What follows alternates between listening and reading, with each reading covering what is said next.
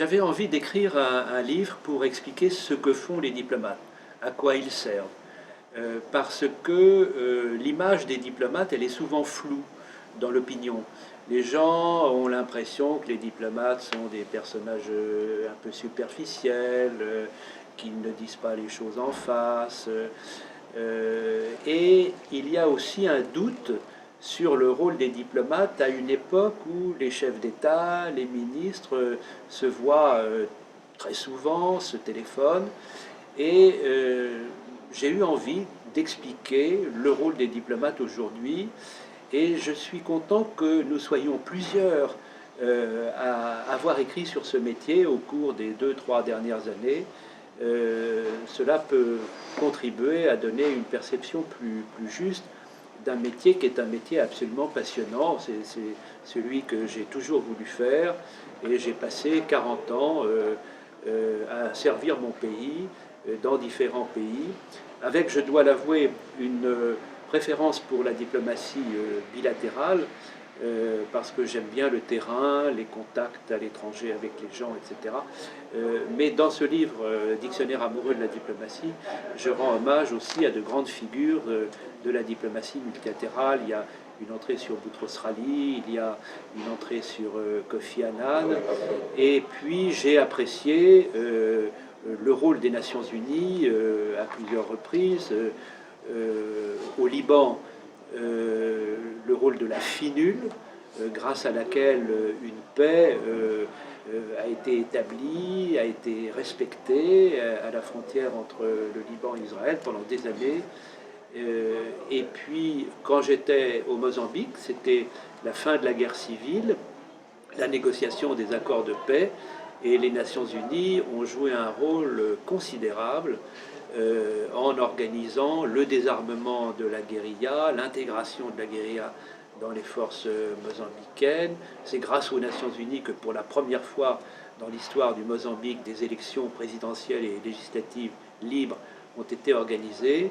Et Boutros Ghali avait choisi un remarquable représentant spécial, le sénateur italien Aldo Aiello, et j'ai vraiment vu se déployer toute la panoplie des outils des Nations Unies pour un résultat très impressionnant.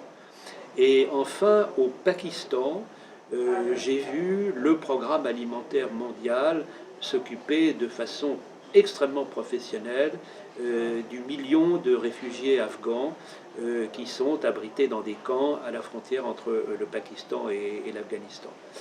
Donc, mais sinon, mon itinéraire a été un itinéraire bilatéral. J'ai eu la chance d'être souvent dans des pays qui connaissaient une grande transition. Par exemple, justement, au Mozambique, c'était le passage de la guerre à la paix. Au Liban, c'était la reconstruction.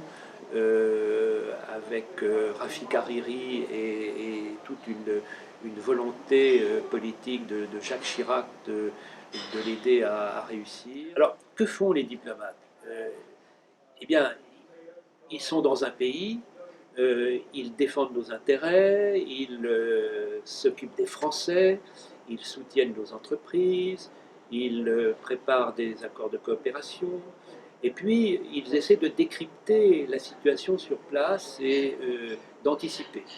Et quand ils sont dans une organisation internationale, à Bruxelles, à New York, à Genève, à Vienne, ils défendent nos idées, nos valeurs, ils construisent des alliances autour de nos propositions. C'est un métier qui également est un métier très passionnant. Mais le travail des diplomates précède, accompagne celui des chefs d'État et des ministres.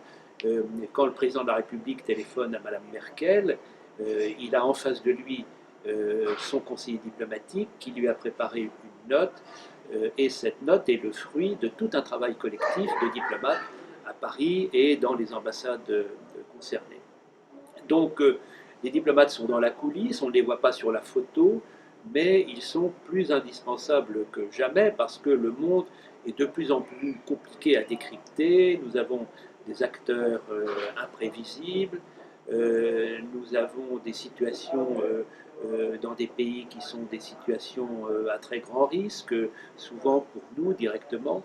Et donc, les diplomates sont là pour comprendre, pour décrypter, pour anticiper, pour assurer aussi la continuité de la relation entre deux États.